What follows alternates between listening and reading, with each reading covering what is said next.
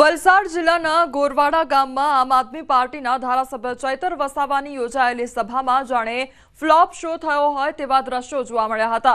નેતાઓ સ્ટેજ પર આવી ગયા બાદ પણ સ્ટેજની સામે મેદાન મોટે ભાગે ખાલીખમ જોવા મળ્યું હતું અને આથી સ્ટેજ પર બેઠેલા નેતાઓ અને આયોજકો પણ ભોઠા પડ્યા હતા। તો રાજ્યભરમાં આપ દ્વારા ગુજરાત જોડો અભિયાન અંતર્ગત જનસભાઓ યોજવામાં આવી રહી છે। તો વલસાડના ધરમપુર અને ત્યારબાદ રાત્રે ગોરવાડા ગામમાં સભા યોજાઈ હતી। સભાના મેદાનના ખાલીખમ દ્રશ્યો અત્યારે સોશિયલ મીડિયામાં વાયરલ થયા છે। सांसद धवल पटेले चैतर वसावा पर आकरा प्रहार कर्या छे। चैतर वसावाने टुकड़े टुकड़े गैंगना धारासभ्य गणाव्या छे। तो नवसारीमां खाली खुर्शीओ जोई वसावा बोखलाई गया। हूँ 2.10 लाखनी लीडथी जीत्यो छुं, तमे 80,000 मते हार्या छो। आदिवासी समाजने गैरमार्गे दौरवानो आरोप लगाव्यो। तो गुजरातमां आपनी हालत दिल्हीवाड़ी थशे तेवुं पण कहेवामां आव्युं छे।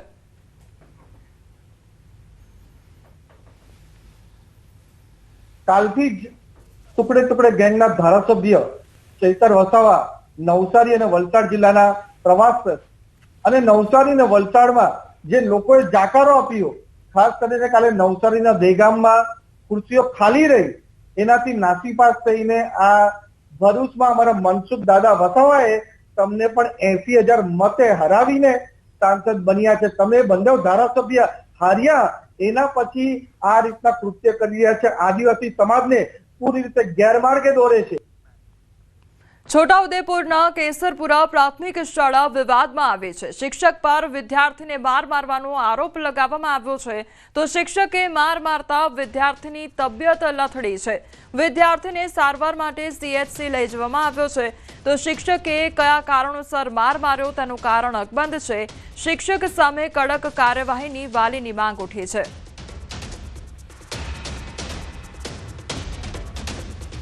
સાહેબે એને કંઈક મારપીટ કરી છે એ બહુ સીધું થતું નહીં અને એવી રીતે કેટલી વાર મારપીટ કરેલી છે કે પેશાબ બી થઈ ગયેલો છે પેન્ટમાં જ। એ નસવાડી 108માં લાવ્યા છે અને અમે દાખલ કર્યો છે નસવાડી હોસ્પિટલ। ત્યાં પોલીસ કેસ થાય અને એવી રીતે અમારી પિતા તરીકે પોલીસ કેસ થાય એવી અમારી માંગણી છે। અમદાવાદમાં SIR કામગીરી મુદ્દે શિક્ષકોએ નારાજગી વ્યક્ત કરી છે। IRના ફોર્મ લોકો સમયસર જમા ન કરાવતા શિક્ષકોને વારંવાર ધક્કા ખાવા પડી રહ્યા છે। તો બીજી તરફ કામગીરી ઝડપથી પૂરી કરવા તંત્ર દ્વારા વારંવાર શિક્ષકોને નોટિસો આપવામાં આવી રહી છે, જેને લઈ શિક્ષકો શિક્ષણ સચિવ અને ચૂંટણી અધિકારીને રજૂઆત કરી રહ્યા છે।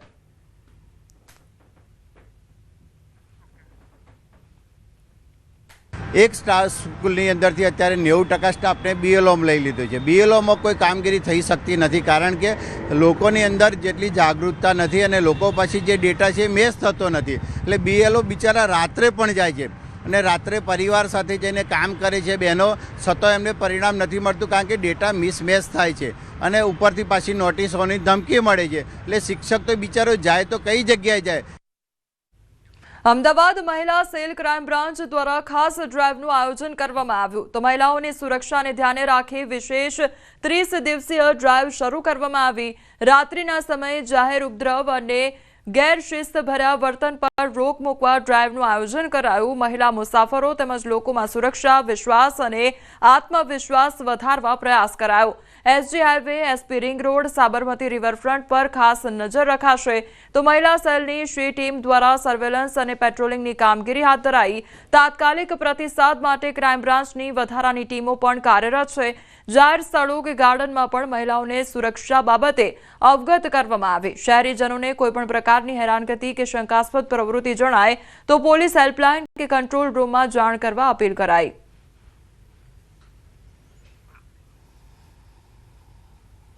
અમદાવાદમાં મહિલાઓની સુરક્ષાને લઈ ખાસ 30 દિવસની ડ્રાઈવ જે છે તે મહિલા પોલીસ દ્વારા આયોજિત કરવામાં આવી રહી છે।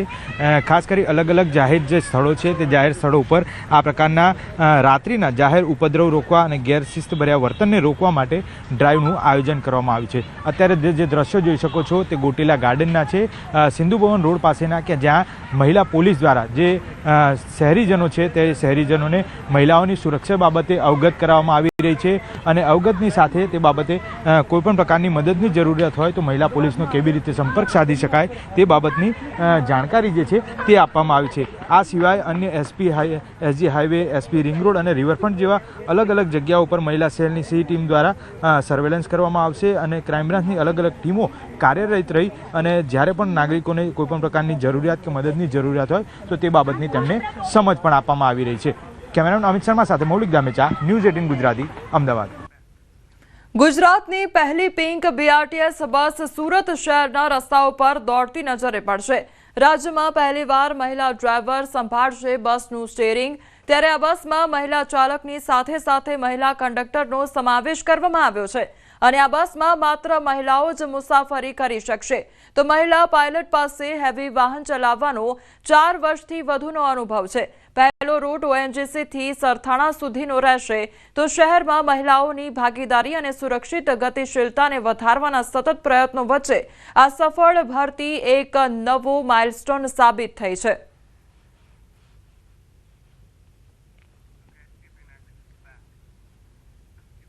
ખેડાના કપડવંજના નવાપુરા પ્રાથમિક શાળાના આચાર્ય અને બીએલઓ તરીકે કામગીરી કરતા રમેશભાઈ પરમારનું હૃદયરોગના હુમલાથી નિધન થયું છે। બીએલઓની કામગીરીને કારણે ડિપ્રેશનમાં હોવાનો પરિવારનો આરોપ છે તો શાળાથી આવ્યા બાદ પણ મોડી રાત સુધી બીએલઓની કામગીરી કરવી પડતી હોવાનો પરિવારજનોનો આક્ષેપ છે।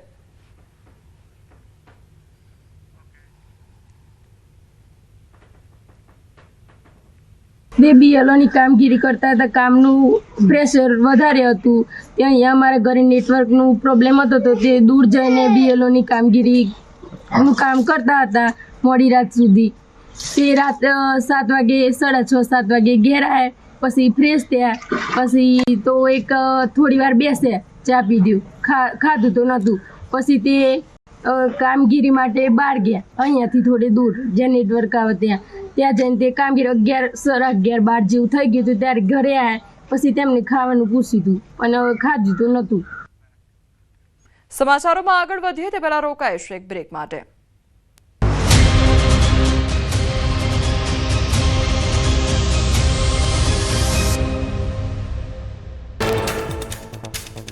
મહારાષ્ટ્રના નાસિકમાં સિન્નાર બસ સ્ટેન્ડ પર થયો અકસ્માત। એસટી બસ સીધી પ્લેટફોર્મ પર ચડી ગઈ, એક બાળકનું મોત, 4 થી 5 લોકો ઘાયલ થયા। બસની બ્રેક ફેલ થતા અકસ્માત થયો હોવાની આશંકા, ઘટનાના સીસીટીવી આવ્યા સામે।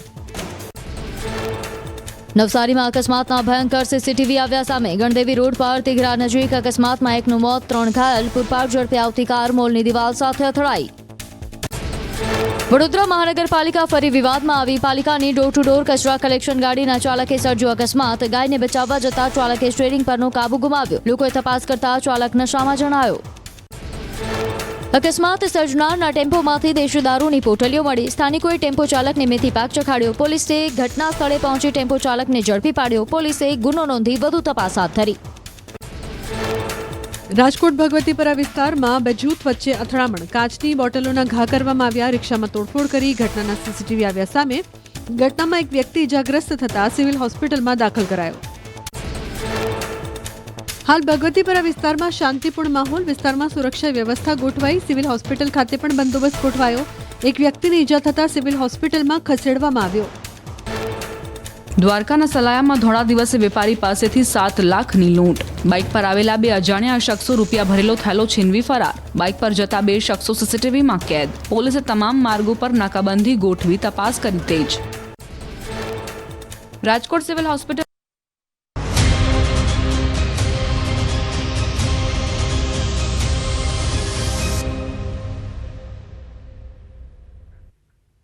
Welcome back. આધુનિક યુગમાં પણ અંધશ્રદ્ધાનું જીવંત ઉદાહરણ સામે આવ્યું છે। છોટાઉદેપુરમાં જોવા મળ્યું છે અને બીમારીમાં મૃત્યુ પામેલા વ્યક્તિના સ્વજનો આત્મા લેવા માટે છોટાઉદેપુર સિવિલ હોસ્પિટલમાં પહોંચ્યા હતા તો 3 દિવસ પહેલા બીમારીને કારણે એક વ્યક્તિનું હોસ્પિટલમાં સારવાર દરમિયાન મોત નીપજ્યું હતું, જે બાદ સ્વજનો ભુવાને લઈને આત્મા લેવા માટે હોસ્પિટલ ખાતે પહોંચ્યા હતા। આજે મૃતકનું સૂતક હોવાને લઈને પરિવારજનો વિધિ કરી આત્મા લેવા માટે આવ્યા હતા તો મૃતકના પરિવારજનો છોટાઉદેપુરના ખોડીવલી ગામના રહેવાસી છે તો સ્વજનોની આ વિધિને કારણે આસપાસ પણ કુતૂહલ જોવા મળ્યું હતું।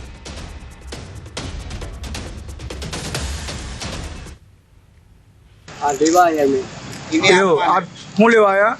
જીવ લેવા આવ્યા. જીવ લેવા આવ્યા. ક્યારે ઓફ થઈ ગયા હતા? અરે 4 દિવસ થાય. કેટલા દિવસ થયા? 3 દિવસ થયા.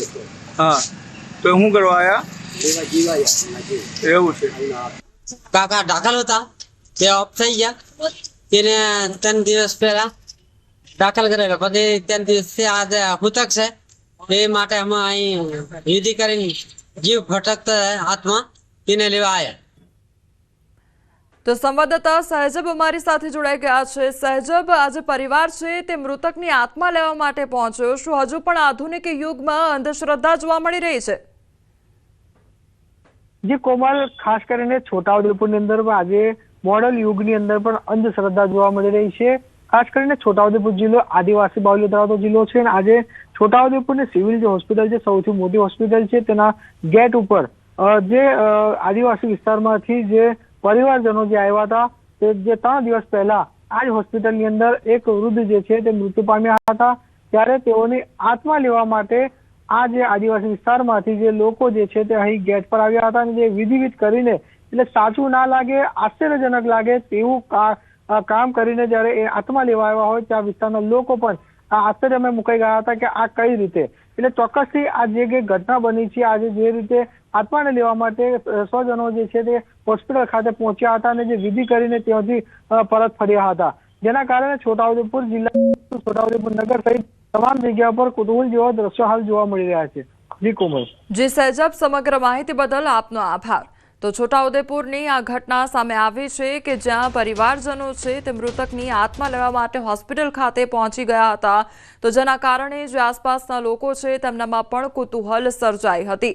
તો અંધશ્રદ્ધાનું આ જે પ્રમાણ છે તે વધતું જોવા મળી રહ્યું છે. તો આ બે તસવીરો સામે આવી છે કે જ્યાં પહેલા પણ આ પ્રકારની ઘટના સર્જાઈ હતી. જે પરિવારજનો છે તે ભુવાને લઈને હોસ્પિટલ ખાતે પહોંચ્યા હતા અને તે લોકો આત્મા લેવા માટે આવ્યા હતા. તે પ્રકારની એક ઘટના 2 નવેમ્બરની સામે આવી હતી. દાહોદની એક ઘટના સામે આવી હતી અને ત્યારબાદ હવે આજે છોટાઉદેપુરની ઘટના કે જ્યાં ફરી એકવાર પરિવારજનો હોસ્પિટલ ખાતે પહોંચ્યા છે અને મૃતકની આત્મા લેવા માટે પહોંચ્યા હોય તે પ્રકારની આ ઘટના સામે આવી છે.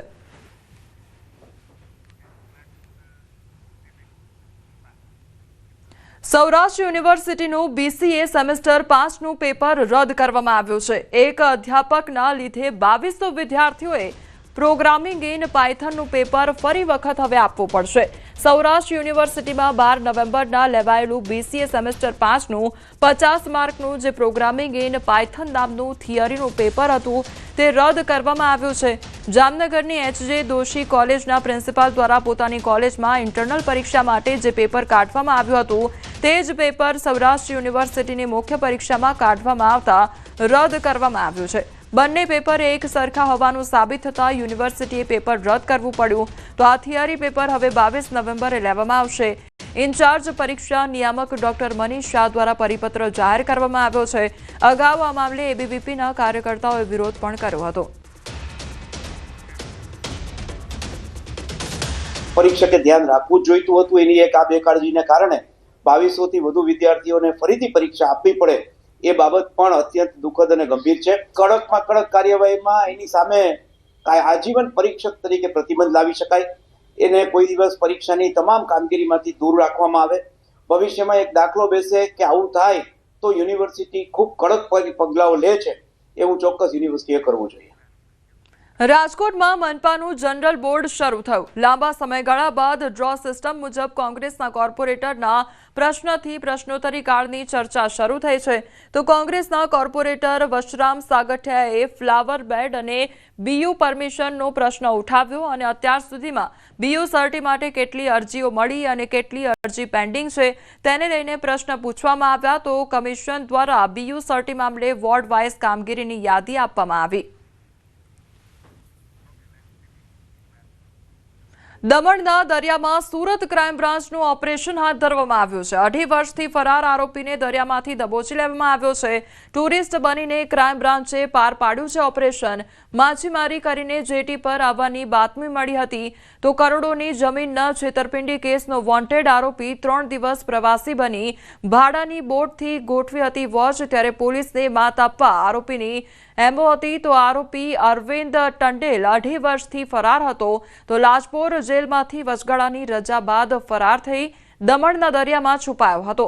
પોલીસના મતે તે 17 દિવસથી દરિયામાં રહી માછીમારીના નામે સંતાતો ફરતો હતો અને 2 થી 3 દિવસ માટે ઘરે આવતો હતો. રાત્રે જ પરિવારને મળતો હતો.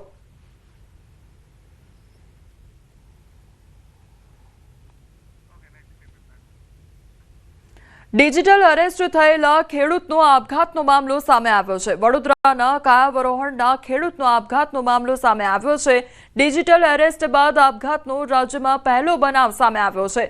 તો ભેજા બાજુએ દિલ્હી એટીએસની ઓળખાણ આપી ઓડિયો વિડીયો કોલ કર્યો હતો અને આધેડ ખેડૂતને પરેશાન કર્યા હતા. તમારા ખાતામાં 40 કરોડનું ફ્રોડ થયું હોવાનું કહીને ખેડૂતોને ડિજિટલ અરેસ્ટ કરવામાં આવ્યા હતા. એટલું જ નહીં, દર 5 મિનિટે કોલ કરીને ધમકી પણ આપતા હતા.